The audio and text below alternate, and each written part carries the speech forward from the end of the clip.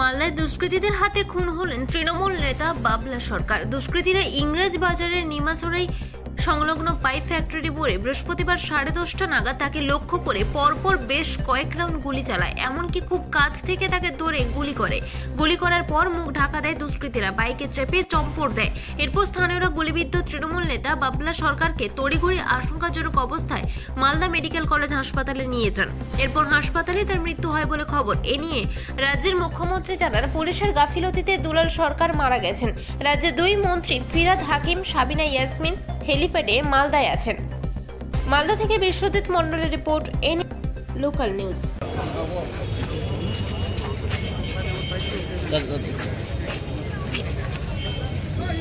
দাদা কি দেখলেন, কি হয়েছে? আমি চাঁচল থেকে বাই রোডে ফিরছিলাম বাড়ির উদ্দেশ্যে। হঠাৎ রাস্তায় খবর পাই, একজন ফোন করে বাবলাদাকে পিছন থেকে 4 জন দুষ্কৃতিকারী বাড়িতে ঢুকছিল, সেখানে গুলি করেছে। তো সঙ্গে সঙ্গে সেই খবরটা শোনার পর বাড়িতে না যাই, হসপিটালে এসে দেখলাম ইমার্জেন্সি থেকে ওকে ট্রমা কেয়ারে নিয়ে আসা হচ্ছে। রাস্তায় দেখলাম এবং সেখানে ট্রমা কেয়ারে দেখলাম প্রচুর ডাক্তারবাবুরা আছে, তারা চেষ্টা করছে যে গুলিটা লেগেছে সেটা ডাক্তারবাবুরাই বলতে পারবে। তবে এখনও শেষমেশ অবস্থায় আছে। খুব খারাপ লাগছে যে মালদা শান্তিপ্রিয় জায়গা, কোনোদিন এই ঘটনাগুলো ঘটেনি। যেই করে থাকুক নিশ্চয়ই প্রশাসন সেই দুষ্কৃতিকারীদের ধরে শাস্তি নেয়, কঠোর শাস্তি পাবে এই আশাটাই রাখছি। কারা গুলি করলে কি নিয়ে গন্ডগোল সেটা বলতে পারবো না, কেন আমি ইংলিশ বাজারে এখন তো নেই, আমি চাঁচলের বিধায়ক, সেটা কি ব্যাপার এটা আমি বিস্তারিত করতে পারবো না। তবে সবথেকে দুর্দিনের তৃণমূল কংগ্রেসের সৈনিক, তার শত্রু আছে বলে আমার জানা নেই। সে মানুষের সেবা করে। আমাদের নেত্রী মমতা বন্দ্যোপাধ্যায় যে আদর্শ নীতি নিয়ে সেই আদর্শ নীতি নিয়ে সে মানুষ সেবা করে, উন্নয়ন করে, সুতরাং তার শত্রু আছে বলে আমার জানা নেই।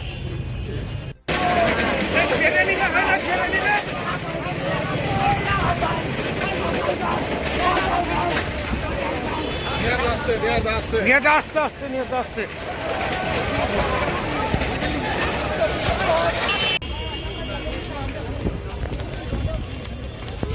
দেখে একটু ভাই।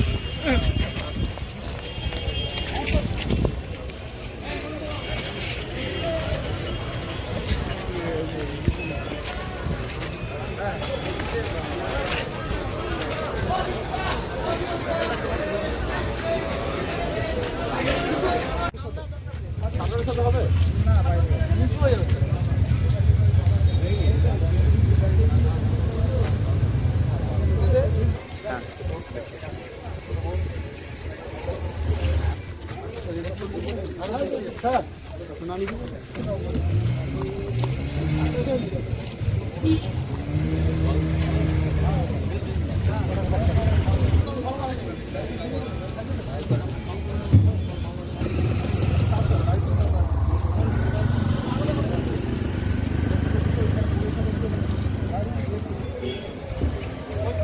না বাইরে হবে